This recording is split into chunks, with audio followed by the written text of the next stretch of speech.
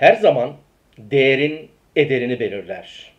Oluş halin yapış halini belirler. Yapış halin ise sonuçlarını belirler. Değerin ve ederin yüksekse daha başarılı olursun. Daha huzurlu olursun. Daha az sorun yaşarsın. Daha çözüm odaklı olursun. Daha yaratıcı olursun. Daha mutlu olursun. Daha bolluk içinde yaşarsın. Eğer sen değerlerine hizalanırsan, değerini ve ederini arttırırsan, adanarak çalışırsan, işini severek yaparsan, coşkulu yaşarsan, başarıyı yakalarsın. Bolluk içinde yaşarsın. Mutluluğun kapısını açarsın. Sana bereket getirecek serveti kendine doğru çekersin.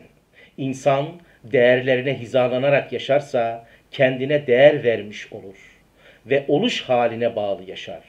Sonra da bu oluşundan hareketle yapış halini besler ve fark yaratır.